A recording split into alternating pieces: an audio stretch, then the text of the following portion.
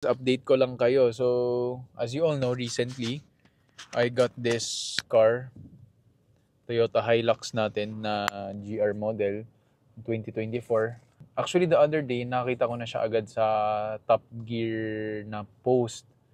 Top Gear or sa Visor na yung sports bar ng Toyota Hilux GR may problema and dumaan na siya sa DTI to announce na kailangang ipa-service and ipapatanggal si sports bar. After a few days, nakatanggap ako ng letter. Ayan, nakita niyo color yellow pa siya. Alam niyo kung color yellow, malala na to.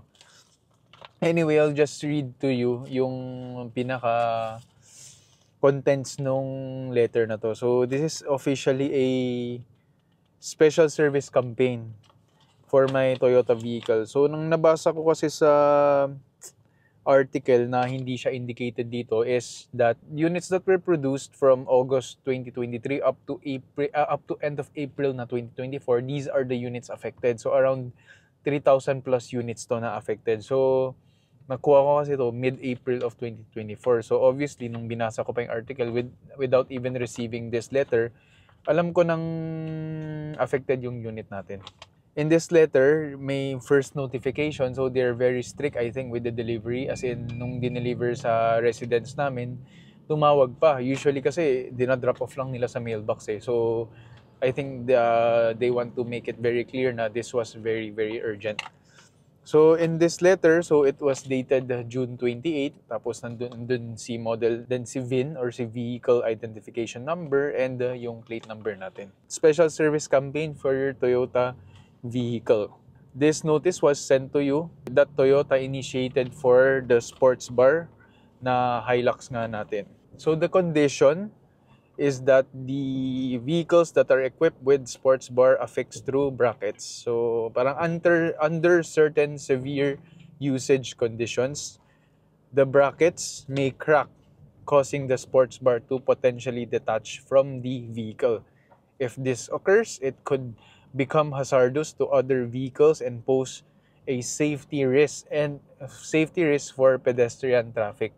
What do you mean by under severe usage conditions? I think if you attach certain things sa sports bar, dun baka magka-pressure si sports bar natin, baka mag-crack, baka mabaklas. So yun ang tinatakutan ni Toyota and the reason for this recall or callback. You have to secure an appointment with your preferred dealer. So meaning kahit saang kasa or kahit saang branch. Kasi personally, kinuha ko to sa Toyota Manila Bay pero nasa likod lang namin si Toyota Makati. So ang nangyari is nag-contact na ako sa Toyota Makati for the scheduling. So make sure to wait for an update sa magiging pang-ano natin kapag ipapatanggal na natin. So, this will be a two-part na video.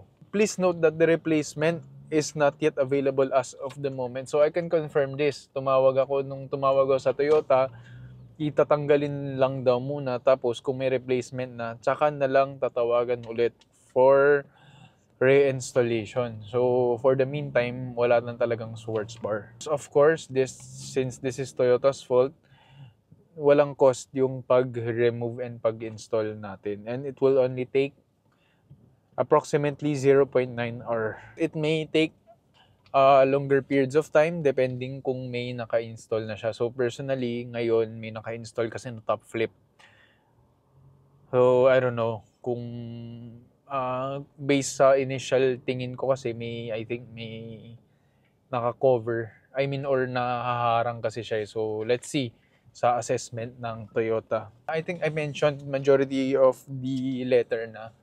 So, personally, sobrang hassle.